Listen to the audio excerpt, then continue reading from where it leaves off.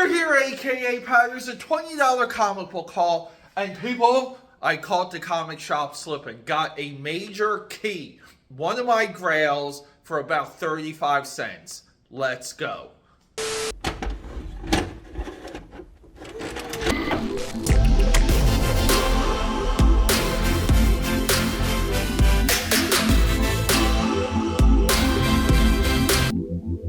Get yourself some of that prime. People, hydration drink ice pop. This is fantastic. Let me get some of this before we get into this video.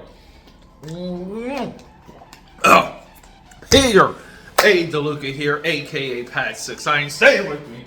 Known from Philadelphia, PA, Europe, and the vast multiverse. Let me fix that hat as your eclectic one. People, thank you so much. I love you guys so much. Yesterday was a doozy. Triple drop yesterday. 3 videos. One of them took forever. That Devil's Reign video took forever. But guess what? I really did enjoy doing it. I love going through comic books with all of you. And people, if you're new to this channel, if you like what you see, subscribe, support, give me a thumbs up, give me a comment. Let me know if I suck or not. You know what? Put a comment below. Just say I suck. But people, let's just hit that drawing table. I want to show off what $20 in today's currency can buy when it comes to your local comic shop. My local comic shop has 30 books for $20, and I did catch some slipping. We're going to wait till the end of the stack for that. Let's hit that drawing table. I want to show off what I picked up. All right, AKA Padders. Cheers. Some time has passed since that intro, just so you guys know. It's now nighttime. It's Steve Ditko's birthday also. So tonight we're going to live stream some Steve Ditko inking. I'm going to work on this Shadow Man Valiant comic books piece.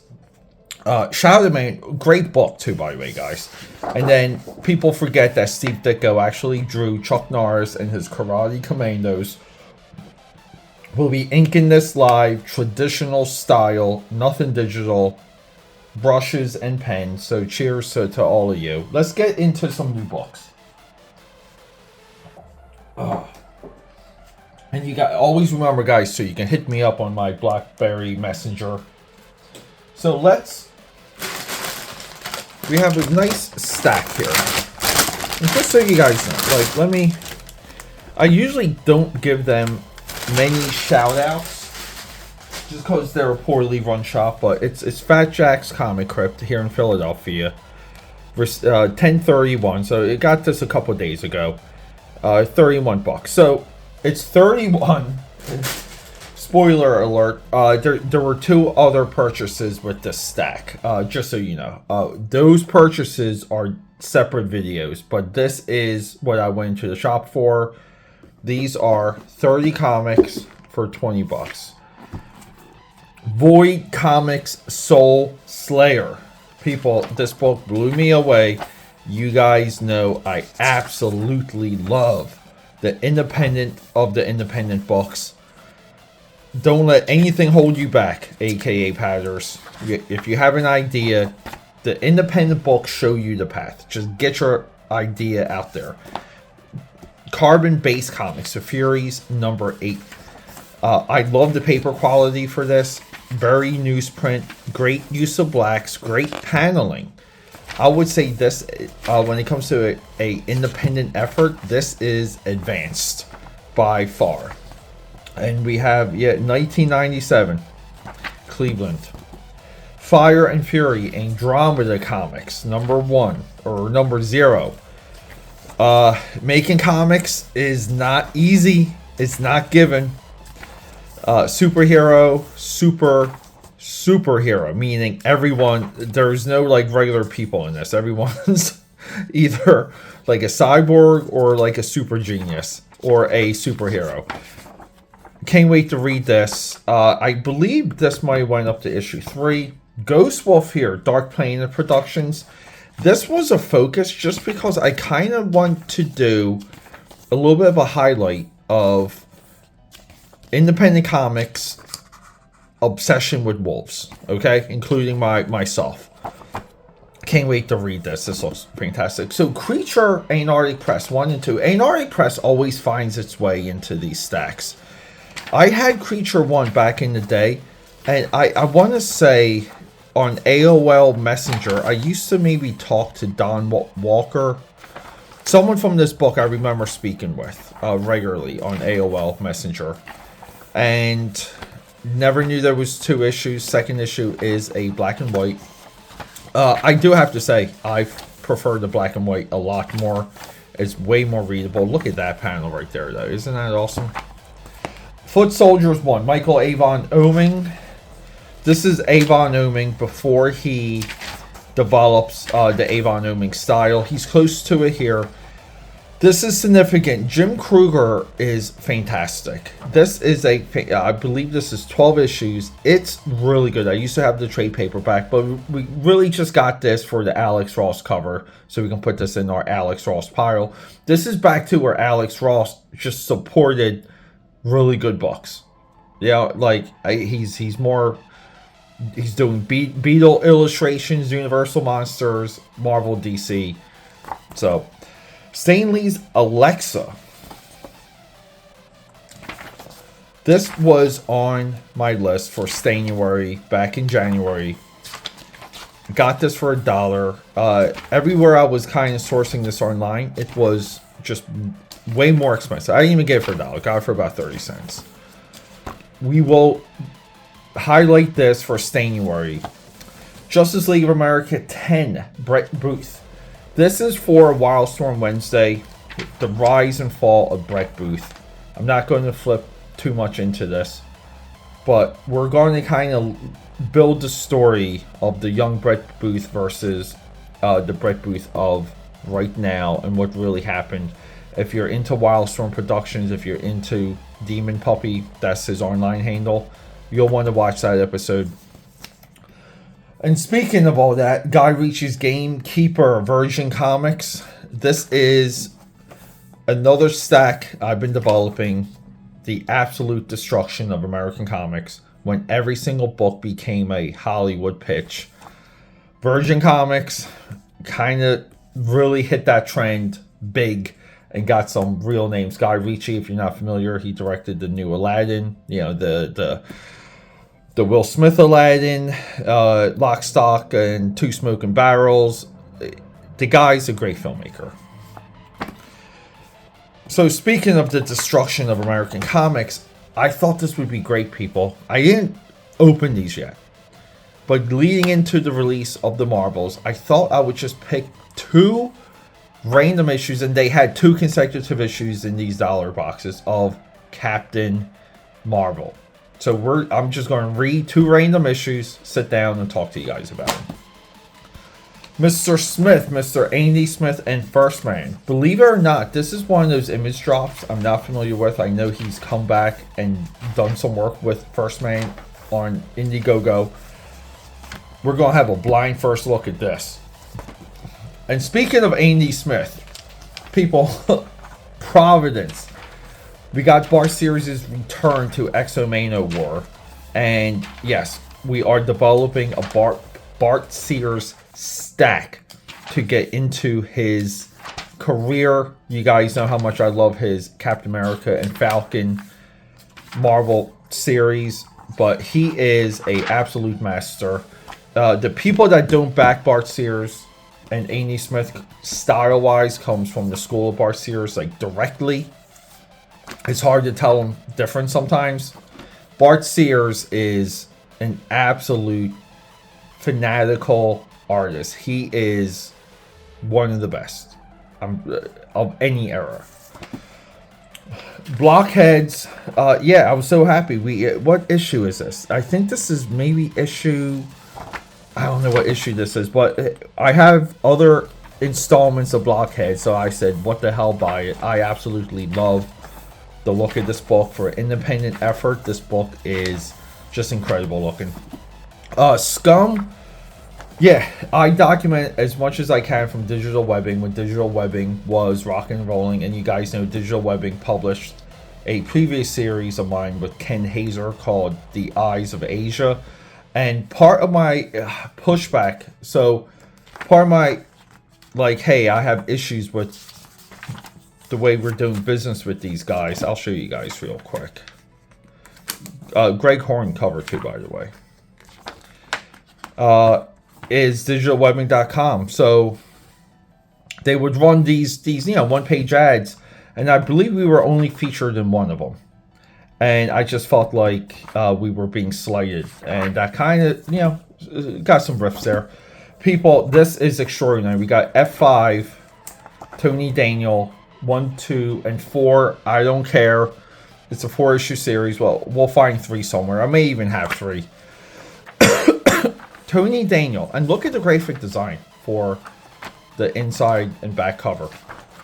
I tell you guys, when you do a book, don't waste anything. Look how intelligent the inside and front cover are. It's awesome. You get everything you need to know.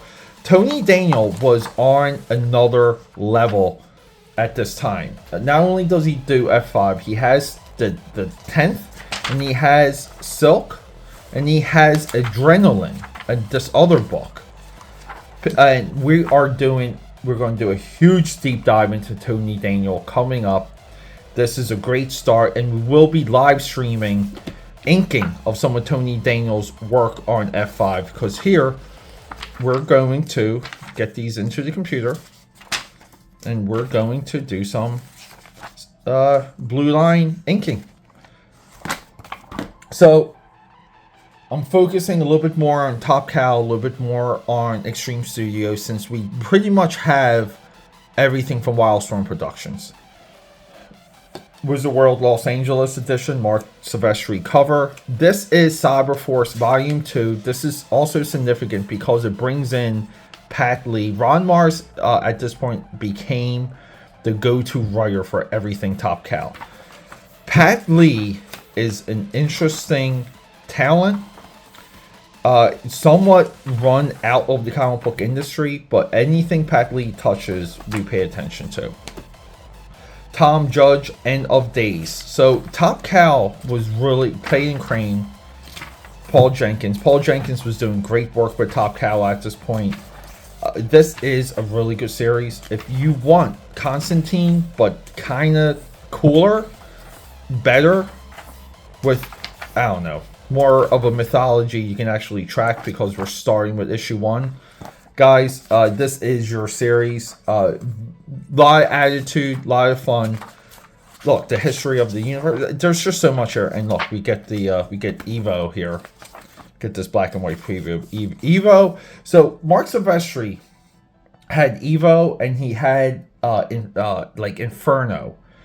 2 books that were fantastic in idea, in design, in execution, that only ran a few issues.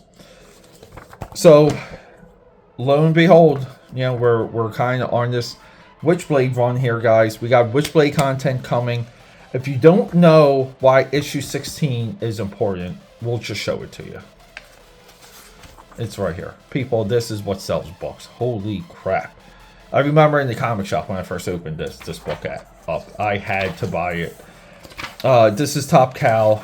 Not only on the top of their game, but Top Cow was making the best looking books on the market during this time. So previously on my streams, back and forth on, I kind of forgot that Fathom was under Top Cow originally.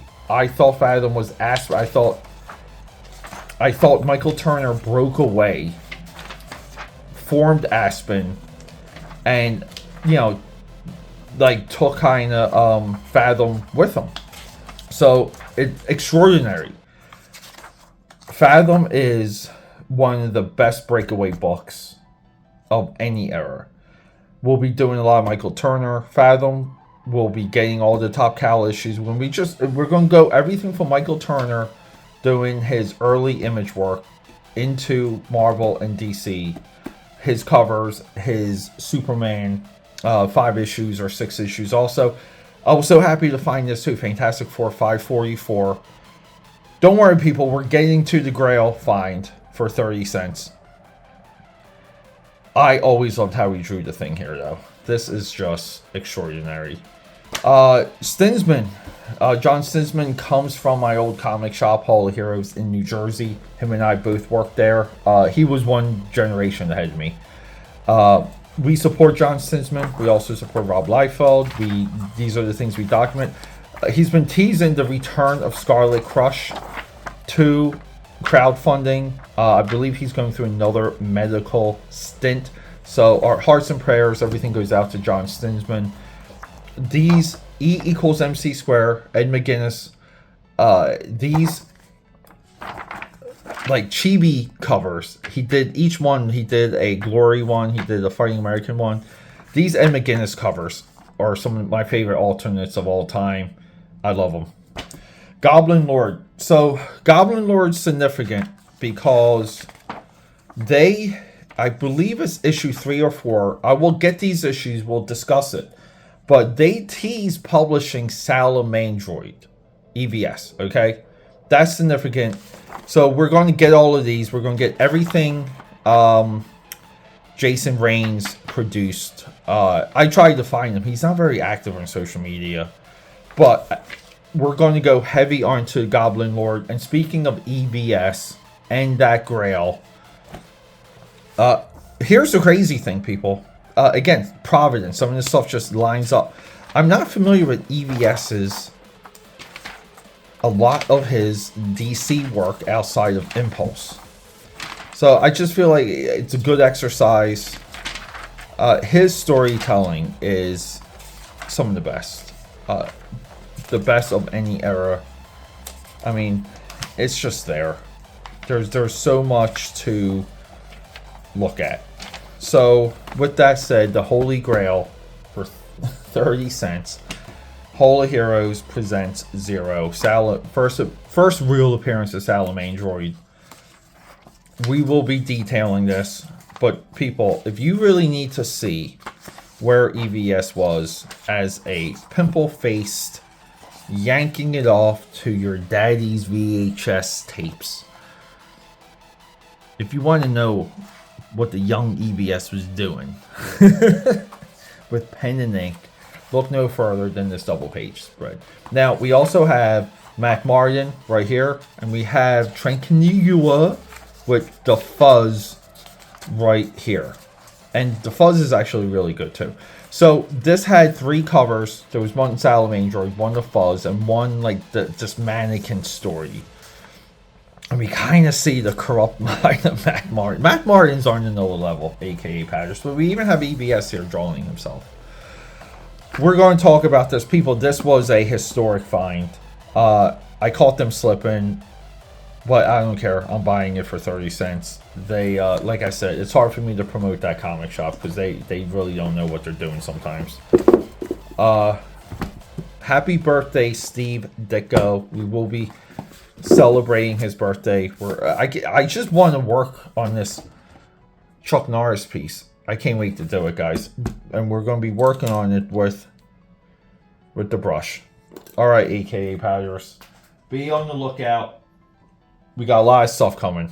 Alright, guys, and just to touch on what I was teasing at that drawing table real quick. We're going to be doing live streams where we're bringing back traditional comic book inking. Not enough professionals, not enough people out there know what it is, know what it takes, knows the materials. People, we're going to bring it back. We're going to bring it back hard, and we're going to bring it back live. We're going to hopefully create an inking revolution. I'm talking crow quills, I'm talking dip pens, I'm talking brushes, I'm talking even limited sizes for everything I just named. That's right, because when you know your materials, you can do anything. People, hopefully I'll see you guys live. AKA Pat here, signing out. We got so much more coming. Subscribe, support, leave a comment. Rock and roll, and flex all day. Let's go.